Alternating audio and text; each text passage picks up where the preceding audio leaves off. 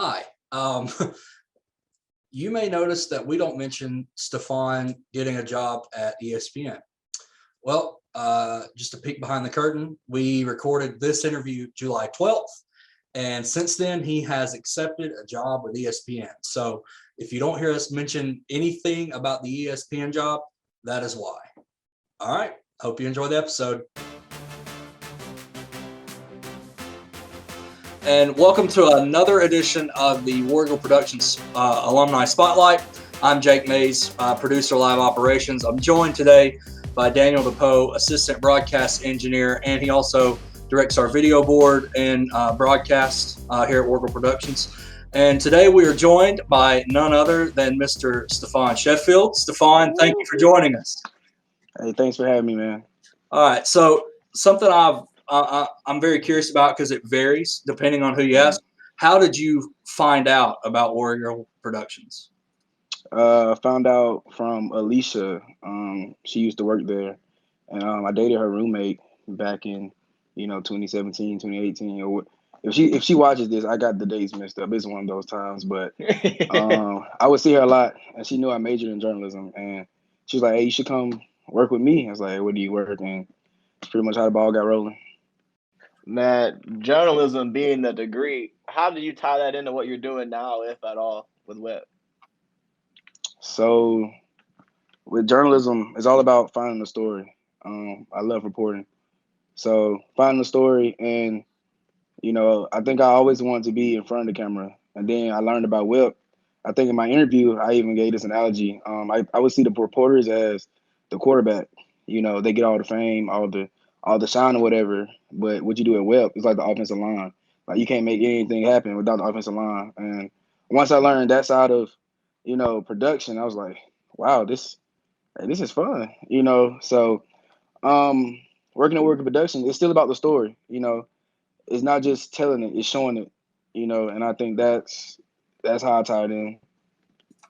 So here at War Eagle Productions, you got your start kind of in replay. What kind of drew you into wanting to learn replay?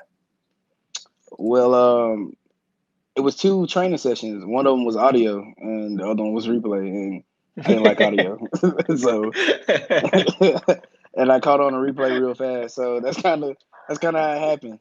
I had a great trainer in Kevin. So once he trained me a couple times, I was like, this is all right. Show the replays, build some packages, and as a replay op, the packages you build, that's your way of telling the story from how you see it. So, hey, that's how I got it. Man, at what point for you did it become less of like a hobby and more of something like a craft or something you wanted to get better at? I would say after like my first game, actually. Michael was directing, and he chewed me out one good time. He was like, you know what? I needed that. I needed that push, Growing up playing sports, you only think you get that chewing out by coaches or parents. And working at Working Production, I got that same, I'm about to run through a wall for this, man. After Michael, and so after that, I was like, you know what? I want to get better at this. I'm making mine. So after that first game, it wasn't in training anymore. It was actually, game time. And I was like, you know what? I'm about to make this mine. So that's kind of how it happened with me. It gets real quickly. Yeah, I gotta know. Then what was your first? What was your first game? Volleyball. Woo. Yeah, it was. I think it was. I forgot who we were playing, but I think I lived up, in the middle of a replay before he affected back, and I had the slow mo camera. Why was I working slow mo my first game? I don't know, but he told me work on my finger dexterity, and I was like, let me look that word up, and then on, hey, he never had to tell me again. So that's how it happened. Well, that's the thing. Like volleyball is so quick. So like if Yeah. I remember the first time I did graphics for that, and I remember the first time I produced it. After the first set, I went, "Oh my gosh, okay." I had no idea. Yeah, he said something about a pancake. I was like, thought that was only in football. I don't see nobody laying on the ground, man. Like, hey, you had to learn quick. Yeah. I mean, so obviously here you kind of start at what we call replay 3, work your way up to replay 2, and then obviously replay 1, who builds packages and all that. When you progressed from kind of replay 3 to replay 2, What would you say was the biggest thing you had to take away to eventually work up to replay one? I guess the responsibility and timing. Replay 3, I was leaning on other ops, being Tevin, Will, Samantha, everybody who came before me. I was leaning on them, and I had my responsibility, but I kind of knew if I messed up, oh, they got it. They got my back, And so I guess it was another thing was confidence. And I actually gained a lot of that confidence working with Daniel on video board. When you're doing video board, you have to name it yourself. You have to, clip it yourself. You have to replay the shots and also build a package at the same time. And I'm pretty sure Daniel and Michael cut from the same cloth. Yeah, he didn't chew me out as much, but that expectation was still there. So moving from video board to replay 3 to replay 2, I'm like, oh, I did this last year when I worked with Daniel. So I guess that's what it was. It was actually building that confidence and pretty much the time and everything. But that's probably the biggest jump, I would say, going from each spot. And for me, one thing that stood out, dude, was just the way you're willing to coach others. I mean, this past year was a huge example because we had so many new students on replay. How did that kind of feel to you to know, like, hey, Daniel, Jake, and Parker, they're going to push me to teach somebody else? Like, is that a sense of pride for you, or were you kind of nervous about it the whole time? It's pretty much it was a proud moment for me. I felt very proud about it. The fact that y'all trusted me enough to pretty much coach up the ones coming after me. Like I said, Kevin trained me, and looking back, I was like, man, you know what? I'm in that position now. Like I'm the guy they look to. Like, hey, get them right. So it was pretty much. I wasn't necessarily nervous, because like you said, we're not curing cancer. May cause it. You mess up with it, but it wasn't nervous. I wasn't nervous at all. It was fun for me. It definitely worked on my patience. But it was fun. I like training people. I loved it. Good, Well, man. so obviously this year was tough, and the running joke was, I think you held the record for most COVID tests in the office. Hey, And yeah, so 25-0. exactly, you go through one test, you say, "Hey, I'm what was it, 2015 Clemson or something like that." 15. Oh yeah, definitely. But on a serious note, like this year across the board was tough, but it was also a year for everybody to step up and kind of. And for you, you got so many reps. So obviously, the linear games were, for the most part, all our people. So when you found that out, what was kind of your mentality for this year going, okay, well, this is really a year for me to just take it, and go with it? So I think Daniel told me about the football thing, probably like a week before, everyone else found out. I was like, what, we're doing football now? And I had never been involved, with, preparation before game day. So coming in, 2 days out, 3 days out, being there all day, that was new to me. I was like, sheesh, like, when is lunch? Like, that's how long we was there. So I was like, you know what? This is my chance to step up. Like you said, and the expectation, like from that show, from football to doing basketball to doing baseball, like it didn't change. Like y'all expected excellence every time. And so I was like, you know what? Let me give it to you. I think, when ESPN did send their crew down, they would give their feedback or whatever. And so I took what they said and pretty much applied to everything I did going forward. And you guys always push me, you know what? Although it's just us here, that added pressure, keep that on your shoulders. And so I stepped up to the plate every time, and that's how I approached it. And hey, yeah, it was. I think I handled it well, in my opinion. Oh, so. Man, you killed most of what we put you in charge of. Most of it. I say most because it's also your first year producing, man. You got a few reps on the front row. Talk a little bit about what that was like, man. Man, I haven't been that nervous since, I don't know, giving like an Easter speech as a kid or something. Like when we talk about preparation, I never knew what you guys went through. Like I said, being a replay op, I think, Dan, you challenged us. Even you, Jake, when you produced, you was like, hey, try to learn something about the team beforehand. Yeah, I would lie and say I did it. I probably look at it before I walk in, Google, Wikipedia or something. But I've never been so nervous before. Because I think after my first show, I was like, man, you can't just sit back and just relax, it's always, oh, what's next? And I can't wait for one of y'all to say something because y'all look at me like, well, that's your call. It's like, hey, you're right.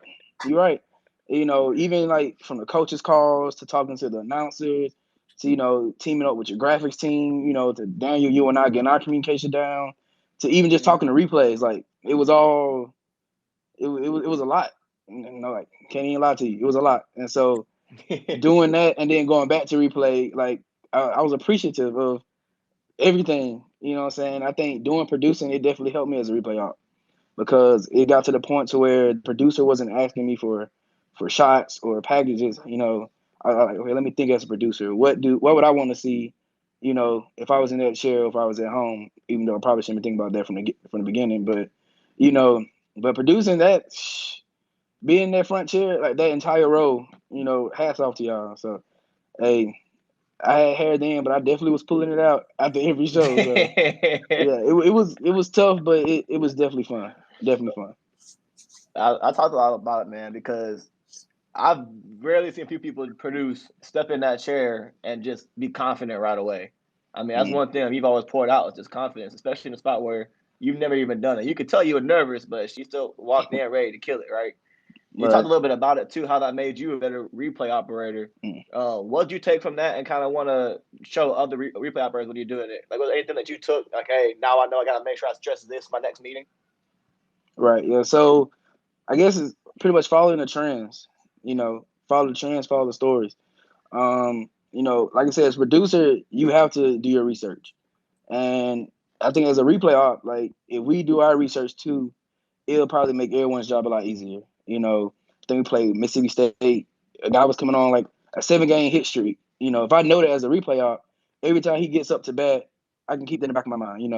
Hey, his first 2 at bats, strikeout. He hit a home run this time. Like, that's the trend. That's the story. So instead of the producer taking his time, like, hey, look out for such and such. That can be any sport. Oh, they had an injury last week. Let's see if they're fully recovered. So if you do your research prior, that takes, less, like the producer doesn't have to tell you to do that stuff. You know what I'm saying? So I think that's definitely a thing that helped me, like just the preparation, following the trends, and as well as just the overall flow of the show. Like he said, have the shots before they ask for it. And I think I got better at that after producing. For sure. I think, at least for me, when I realized, I knew we were a production team, but every now and then you go, oh well, they're doing replay, they're graphics. But I think when it clicked for me, I had an AP come in and said, hey, you need to have replay 1 on your panel because you'll know what they're building, and then that'll help you kind of be able to support it. Well, I took that as also, hey, I'll help out replay 1 every now and then. Hey, this guy's got 4 strikeouts, or hey, this guy's got 10 points in 1 quarter and a half. And so, I think from when you realize it's a team, it's you're only going to go up further. So like when you produced your first game, yes, there were some things I sat back and said, well, I'm not going to tell him because he needs to learn it. But at the same point, it's a team mentality. So like I'm only to an extent, I'm still going to help you. Yeah, I definitely agree. You did that a lot, and I felt I leaned on you a lot. Especially those first 2 shows. Parker didn't help me at all. I mean, he told me he was gonna do that. He told me, he said, "Hey, if you ask for help or you ask, should I do this?" I'm like, "Okay, yeah, definitely," because he didn't want. He wanted me to, be the producer, and I appreciate him for that. And I also appreciate you and Daniel because there was times I look over Daniel like, "Hey, Daniel, what's next?" He's like, "It's on you, man. I'm following you. Don't ask me. Just go with it." And same thing with you, Jay. Like, Jay, you got something for this? You're like, well, I got this. I'm like, you know what? That's a lot better. So doing that, then doing AD, then doing replay, I think I started listening to you all a lot more because you were like, hey, Jake, you would say, I got this graphic on, unique. She's doing this. Like, you know what? Let me build a little package about assists and rebounds to support it. And so definitely sitting in that front chair, I definitely started to listen to everyone besides just Daniel and and the producer. I started listening to the AD. I started communicating with whoever was back there a lot more because when I'm communicating with them, it makes their job easier, which makes the producer's job easier, which makes all of your jobs easier. So I think that's definitely something I learned from doing that. Well, and I was actually going to ask you about the first time you realized just how many people are going to talk to you during a game. And it never fails. It happens in a moment where there's a home run and they're trying to get your attention, or the announcer's saying something and they get your attention, and someone else tries to get your attention. So kind of what was it like that first game going, oh my gosh, I have to listen to this, or there's going to be this many people always trying to talk to me? It's definitely a lot, you know what I'm saying? Because when I'm at replay, I just mute everybody. I ain't got to listen to it. But as a producer, like, you have to tell the announcers, okay, we're going here. All right, we're going here. We're going here. Communicate with the replay, communicate with Daniel. So it's definitely a lot to handle. I think I definitely got a few gray hairs after that as well. But, hey, thank you, Daniel. Thank you. Well, it was fun for me this year because I got to see you run a little replay, got to see you produce, and you also AD this year. Is there any role that you haven't done yet you want to try, or you kind of like where you're at right now? I kind of want to try it all. It's just graphics seem, it seems kind of hard. Like, it's never a time to just relax doing graphics. Like, especially in baseball, like, you always have to get a batter. You always have to do a pitch count. You always have to do strikes and balls. So I think I have to, lock in a little bit more if I can try that. It's like same thing for TD. Like, I trained with Daniel, I think 2 days. I was like, and he was going as slow as possible. I was like, you know what? I don't know about this one. You know what I'm saying? So I think I need to, get my feet a little wet again, like with producing, get that down pat, stop leaning on the announcers as much, stop leaning on everyone else as much, like, just take the charge. So once I do that, then I'll try to, dabble, hey, Jake, put me on some more of those TD shifts or something. I may start that joke. We'll see. I felt really bad for you because you were supposed to produce a midweek baseball game. It gets rained out. You're supposed to produce another game. I think that one got rained out too. You were supposed to produce like your first 3 games, and they all got canceled. So what the joke used to be, hey, if you want a game to get postponed or canceled, just put Stephone on it. Yeah, just make me produce. Like, I think when I came to WEP like every day up until that happened. Like, I'll be in there like, hey, Jake, can we get these graphics? He's like, yeah, I got you. And I get back from lunch. As soon as you get back from lunch, Parker, hey, the game's canceled. I'm like, well, okay, let me clear my laptop, go home. Jake's like, hey, I put you on the Friday game. I was like, great. I'll be in there on Thursday, talking to Daniel. He's like, hey, yeah, we can watch the game, da-da-da. Parker comes in. Hey, the game's got canceled. Like, you know what? We need to work. Just put me back on replay. Just put me on replay.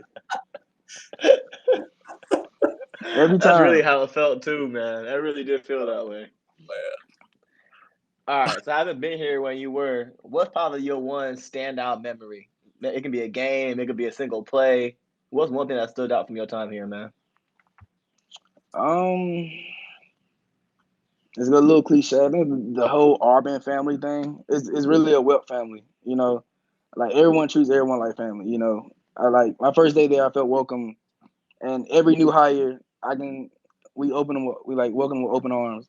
Y'all put over all my shenanigans, even playing, the outfield before every game. Like, I'm pretty sure we're not supposed to do that, but y'all let me do it literally every single game. And so I really appreciate that, like the whole family thing. And, as far as a favorite moment, as far as game, I think when I built my first package, like for a rollout for a walk-off, I think it was baseball. I had this whole package and Jake was like, hey, scrap it. We gotta get the walk-off. We gotta get the walk-off, And I think that was a really big test for me, you know what I'm saying? You like pretty much a minute turnaround. Like, I had this whole package I've been working on since the beginning of the game. And then, hey, we're about to clear the air in 2 minutes. I need you to have it ready. And we got to it, a little stressful. Jake was sweating. Hey, you ready? You ready? You ready? Said, you ready? So after like the third, you're ready, so I had it. I think that's like my proudest moment because it required me to, pretty much start all the way over and just, put my skills to the test, if you would. So, So, you've worked your way from replay 3 all the way to replay 1. You've AD'd, and you kind of got to produce this year. So if you were giving one piece of advice to someone that's about to come in and they're like, man, I want to be able to produce, or I want to get to replay 1. What's one thing you say, hey, you gotta, if you want to get to this, here's the biggest thing you've got to do to get to it? You put in what you get out. You know, it's all about effort. And I think Daniel and Alicia told me that when I first got there. Yeah, so like I said, you put in what you get out. Just stay focused, stay locked in. You know, like Jake, you told me, there's not just I'm just this position. You know, I think I said that one time when I was replayed 3. I was like, I'm just replayed 3. He's like, no, it doesn't work like that. You know, own your position. You know, become a master at your craft, and you know, y'all see the hard work. So I would say stay focused, stay locked in, and if you don't know, ask questions.